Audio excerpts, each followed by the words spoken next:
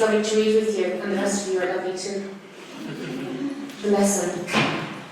When Brother John numbers into class on Monday morning, the boys sit straight at their desks. They measure his mood by the range of his limp. Brother John scans the room. His jaded grey-green soutane amplifies the sickly hue of his skin. O'Shea, do I hear buzzing? He asks, his head nodding slightly as though keeping time with the sound. You do, sir. Brother John gathers the cane from behind the desk and shambles towards O'Shea. What don't I like to hear, O'Shea?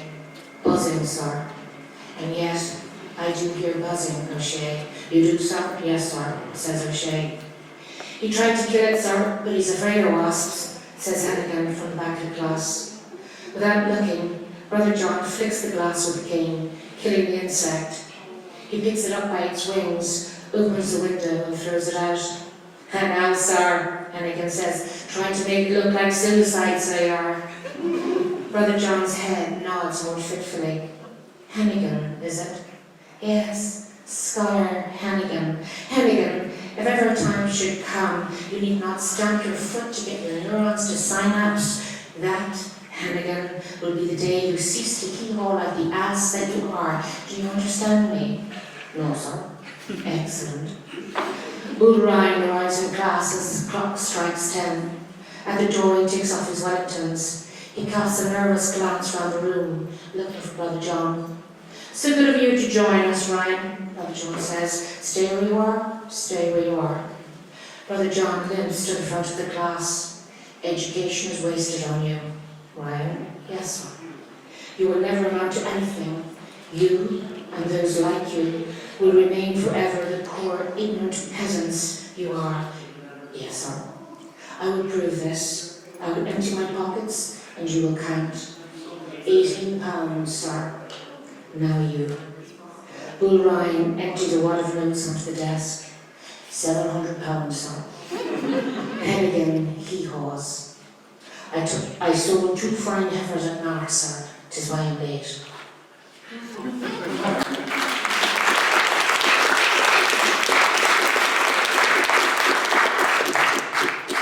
The man in bed 8.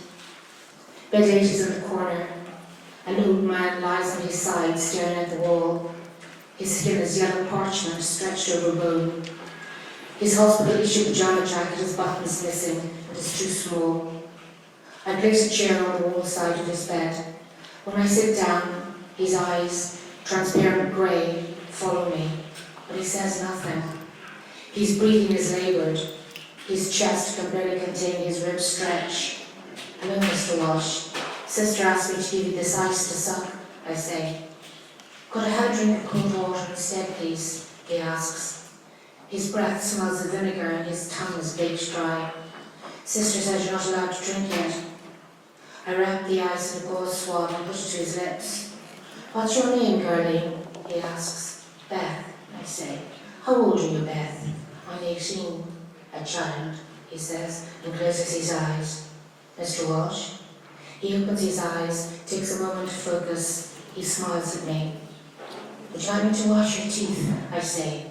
He nods and points to a round yellow clay tub on the bedside locker. I pass it to him. He opens his mouth wide and with the thumb and the side of his forefinger removes his upper dentures and then his lower. He places them in the tub. His face glances without his teeth, and I feel I've done him an injury.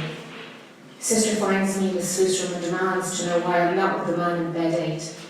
I'm washing his teeth, sister, I say, holding them up as evidence. Christ, nurse, wear gloves, she snaps, and throws a pair of disposable gloves into the sink. That's much better, I say, when Mr. Walsh puts his teeth back in. He thanks me and asks for more ice. Where are you from? He asks after a few moments. Brandon Bay, the Mahari side, I say. He reaches out and touches my face. Faith, who are your people? I tell him, and he says he knew my grandfather. He says they fought on the same side in the Civil War. We chat for a while about home. He tells me about swimming races from the Bay to the Maharis, that sometimes he won, and sometimes my granddad beat him. I hold his hand. I confide in him that I miss my granddad more than anything in the world. He closes his eyes again. A tear runs down his cheek into the pillow. May I wash your face? I say. You can, he says. Would you do something else for me, Beth? Of course, I say. Would you find me pyjamas that fit? I'd like to look half decent when Christy visits this afternoon. The linen cupboard is at the far end of the long corridor outside the ward. Inside, there are floor-to-ceiling shelves with rows and rows of folded bed linen. The room has a white smell of scalded iron starch. The pyjamas are on the top shelf, and not seeing any other means, I climb the slats to sit on the top shelf, close to the unshaded light bulb. I sift through the pyjamas until I find a pair that match, top and bottoms, and look nearly unworn. With Sister's, Christ almighty, tonight, what are you doing now, nurse? I nearly fall off the top shelf. I scramble down. Sister points to the wooden ladder folded away behind the cupboard door. What class of a Jackie Idiot are you? Nurse, she says. An awful big one, Sister, I say. She considers me for a moment, and when she smiles, her whole face is transformed, and for a rare moment I get to see the woman she hides so well. Do they know what's wrong with you, I ask, as I help Mr. Walsh into fresh pyjamas. I'd say I'm a goner, he says. I brought up blood last night, sure isn't that a bad sign? Yes, no, I don't really know, I say. Today's my first day in the ward, you see. At 2:30 p.m, the changeover takes place. The evening shift of staff and student nurses sit around Sister's desk to take the report. I tell Mr. Walsh I'll see you in the morning. You will indeed, Geraldine, he says. That night I dream of my father sitting in a rocking chair in an immense dark place, lit only by the linen covered bulb above his head. He's smiling at me, his book open on his lap. I'm a distance away. I smile back, but I'm unable to move or speak. He rocks in the chair, back and forth, back and forth. After a while, each time the chair comes back under the light, a different person is sitting in it. My granddad, Mr. Walsh, my dad, over and over, back and forth, back and forth. Next morning, I arrive at the ward early. 2 third-year student nurses are washing down the plastic-covered mattress on bed 8. And even though I already know the answer, I ask, where's Mr. Walsh? One of the nurses takes me by the hand and steers me to the linen cupboard. She doesn't pull the string to turn the light. You can cry here for 5 minutes, then I'll be back for you, okay? She says, closing the door behind her. Okay, I say. But when she comes back to get me 5 minutes later, I'm still crying.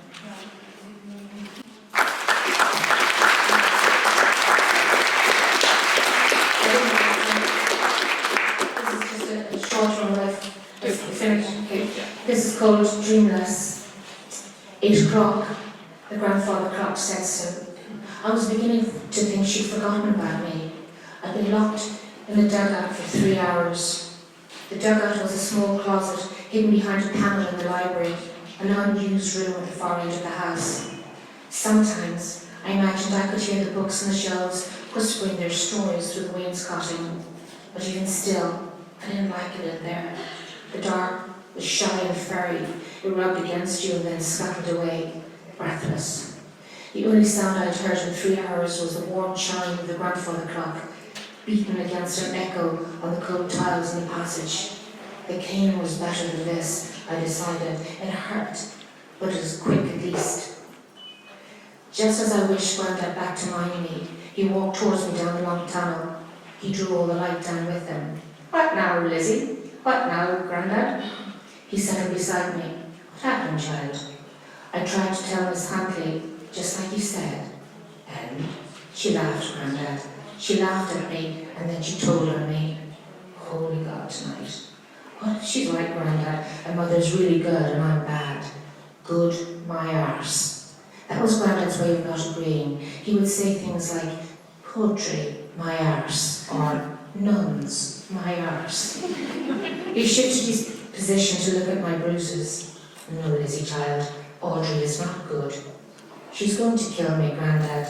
She said so herself. Oh, Christ, Lizzie. Grandad sounded frightened. I don't mind, Grandad. Really, I don't. I'll be with you. I'll help you dig spuds. Grandad once said that heaven was digging spuds and no blight. No, no, Lizzie child, what about all the stories in that blue copybook of yours? What about them, eh? What about your dreams? No, there'll be writing only and no more talk of anything else. Okay, so Grandad needed the reassurance, I thought. That's my girl. Now where'd that lovely smile of yours gone at all? I didn't look up.